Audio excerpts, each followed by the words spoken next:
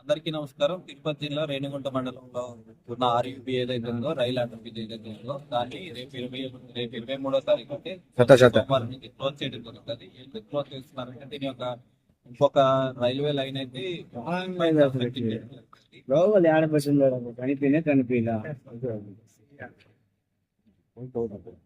ఇంకొక railway line అయితే దీనిపైన కన్స్ట్రక్షన్ చేయడం జరుగుతుంది. రైల్వేస్ వాళ్ళు చెప్పడం అయితే ఒక్కొక్క ఫూటింగ్స్ వచ్చేసి 25 days పడుతుందని చెప్తున్నారు. రెండు ఫూటింగ్స్ కి కలిపి ఒకసారి చేయమని పోలీస్ వారు మరియు రోడ్డు డిపార్ట్మెంట్ ఇప్పుడు డిసైడ్ చేయడం జరిగింది. రెండు ఫూటింగ్స్ కలిపి కన్స్ట్రక్షన్ చేసి విల్ టేక్ అరౌండ్ 30 days, 30 రోజుల్లో రెండు ఫూటింగ్స్ కలిపి కన్స్ట్రక్షన్ చేస్తారు. ఈ యొక్క రోడ్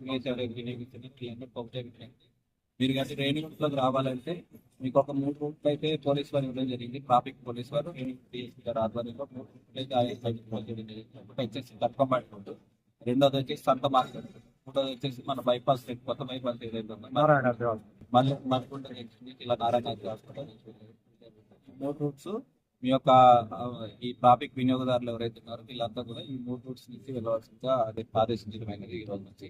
సో అందరూ కూడా కోఆపరేట్ చేసి వచ్చి 30 రోజులు అంటే ఈ 23 మార్చి 23, 2026 తారీఖు నుంచి ఏప్రిల్ 22, 2026 తారీఖు వరకు మన యొక్క రేణిగుంట రైల్వే ట్రాక్ బలోపేతం చేస్తుంది. ప్లస్ ఎందుకు ఇది చేస్తున్నారంటే ఈ యొక్క ఆర్యూబీ కన్స్ట్రక్ట్ చేసి సుమారుగా 50 సంవత్సరాల పైన అయిపోయిందని చెప్తున్నారు.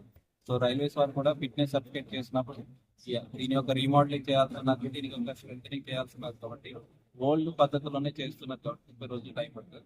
దానికోసమని ఈ యొక్క ఇప్పుడు ఈ యొక్క ప్రెస్ మీట్ పెట్టడం జరిగింది. సో దీంట్లో భాగంగానే రేపటి నుంచి హెచ్చరిక బోర్డు అయితే పెడతారు.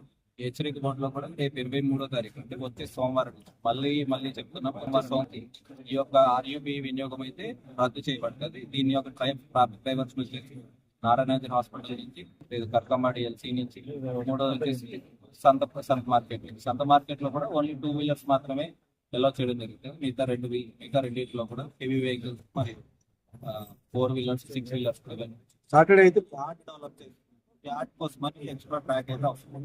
సర్టిఫికేట్ కూడా అండర్ గ్రౌండ్ నిర్మాణం చేస్తారని చెప్పి గతంలో ప్రపోజల్ బైపాస్ దానికి అక్కడ చుట్టుపక్కల గ్రామస్తులు చాలా ఇబ్బంది పడుతుంది.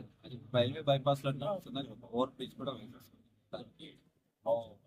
ఇప్పుడు అది క్వశ్చన్ రైల్వే బైపాస్ వన్స్ ఆ రైల్వే బైపాస్ లైన్ వస్తే ఈ యొక్క రేణిగుంటకి మరియు తిరుపతి గూడ్స్ ట్రైన్లను